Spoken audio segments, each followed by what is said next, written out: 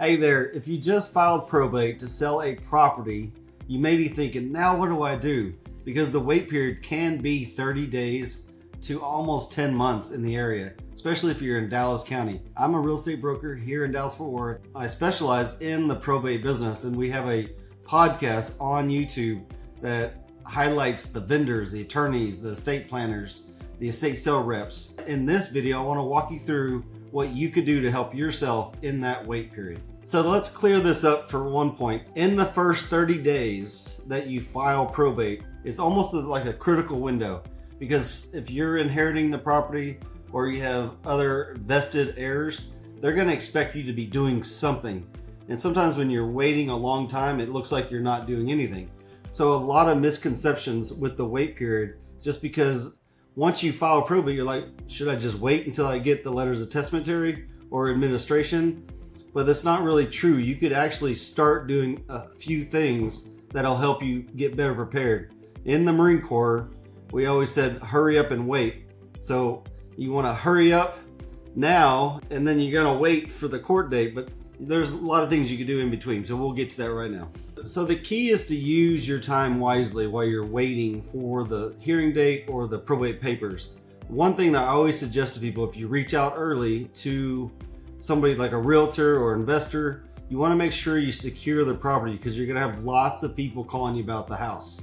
Somebody has passed away, it's public record, your information is on the public docket in the courthouse, and you want to make sure that property is secure. The second thing you want to do is make sure you have the proper insurance. If the descendant, the person that passed away, unfortunately, if they had insurance of being an occupant, you want to make sure you call your insurance company and make sure you let them know it's vacant and there's nobody living there. Just in case there's a fire or a claim made, they want to make sure they know it's going to be vacant and no one's there. One of the good things you can do to save you a little bit of money is locate critical documents, not just the will or a title work for a vehicle. To sell the property, it's helpful if you can locate in their email or in the property like a survey, utility bills, or warranties for appliances that were just purchased, or if they're new. The last thing you could do is do an asset inventory list. You're going to need this to complete the probate, not if you're going to sell the property, but you need to let the heirs know everything that's in the property. In this prep time, it's better just to start doing something so you don't have all this work to do in the end. So what can you do now?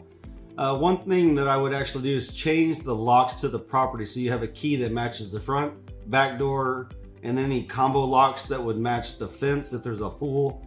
Just secure the property so there's nobody going in that you don't know of. And if you have decided to hire a realtor, maybe go ahead and send them a key so they could go check on the property as well. Or if you've already selected an investor, you could give them access so they could keep an eye on the property if you're not in the state. Another helpful tip is pause all utility bills if you want to now, or just start transferring them in your name so you control for the electricity, the water, so there's not a interruption. Because if you go more than 6 months with the water off, some cities in Dallas-Fort Worth will almost condemn the property. One good thing to do to keep off the city's lien list is to make sure you mow and winterize the property. And the last thing is to make sure you have all the bills, like the mortgage, the HOA dues, any letters from them, and especially the taxes. The biggest problem we find in inherited properties is the tax bill is unpaid. And sometimes when these probates are delayed 10 months or 2 years, you could get $12,000 behind on just your taxes alone on a property. Getting prepared now will help you sell the property faster when you're ready to meet people to sell the property. So when it comes time to now, when you're interviewing or meeting with people, cash offers do sound great in the beginning. They really do. And we offer a cash offer, an easy out as well. But make sure that your buyer is qualified and most likely local. You're going to get lots of letters, texts, people knocking on the door, offering to solve your problem. Really, you don't have a problem. You just have a wait problem. Waiting on the hearing date, waiting on the letters of testamentary. You don't have to rush this process. So if you need help with this process, we're here to help you answer any questions way before you're ready.